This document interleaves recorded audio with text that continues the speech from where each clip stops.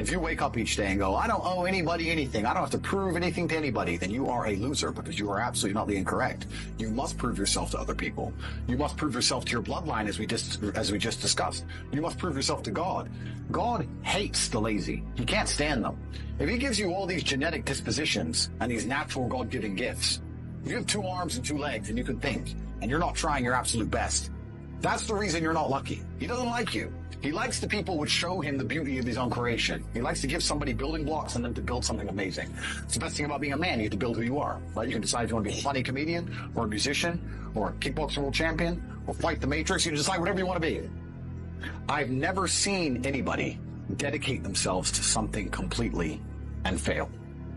I've never seen somebody eat right, go to the gym every day, train really hard, and not be in good shape.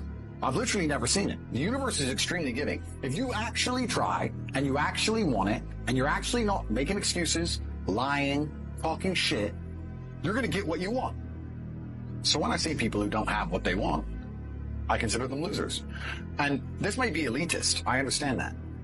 You're avoiding pain. I've been through endless. I now have everything I've ever desired. You have none of the things you desire. Am I supposed to feel sorry for you because you took the easy way out?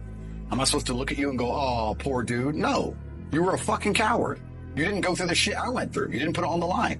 So you deserve your substandard reality. That's what you deserve. You're a fucking loser.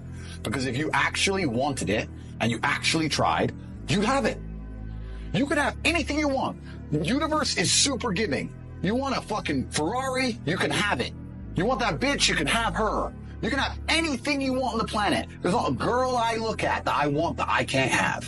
Not one.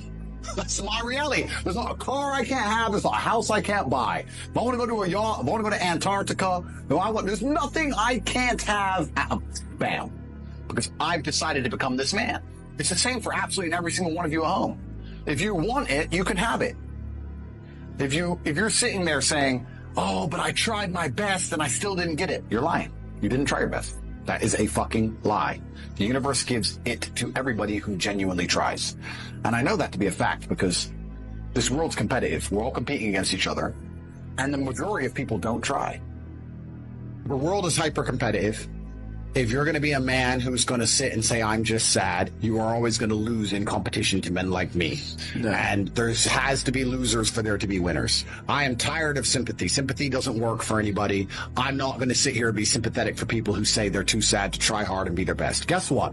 Perhaps I was sad every time I did exactly what I was supposed to do and trained anyway. Perhaps I was afraid when I fought anyway. Perhaps I was tired when I worked anyway. This is how you get ahead in life. I don't have a fucking ounce of sympathy for these people who sit here and say, well, I feel this way, so I can't. Then don't do it. Stay down there. The winners are at the top, and the winners at the top don't give a shit about how they feel. We wake up and we perform regardless of how we feel day after day. So if I'm going to ignore my own feelings, I'm certainly not going to take into consideration anybody else's. Yeah. Why am I going to ignore how I feel and make sure I'm constantly performing regardless, flawlessly, and then sit and go, oh, but he doesn't feel good, so he's allowed to fuck up. No, you are not. You're not allowed to fuck up to your ancestors or to God or to yourself. You have to perform. This is what being a man is about. The baseline of masculinity is doing things you don't feel like doing. I can't comment on being a woman because I'm not one. But the baseline of masculinity as a whole is the thing that makes a good man a man is that he does what he doesn't want to do. He doesn't want to work and he works anyway. He doesn't want to go to war and he fights anyway. He doesn't want to get up, he gets up anyway. That's the whole point of it. We didn't want to die in the Titanic. Guess what happened? We died in the Titanic.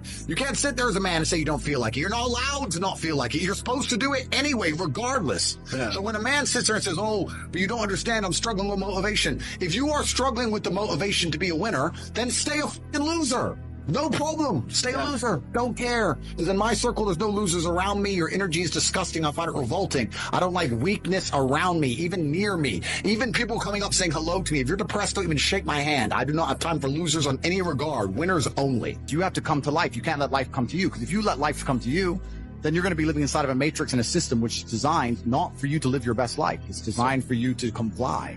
If your friends will allow you to make excuses, you're going to make excuses. If your family let you make excuses, you're going to make excuses. You're going to complain and feel better. You got to be around killers who don't accept that shit.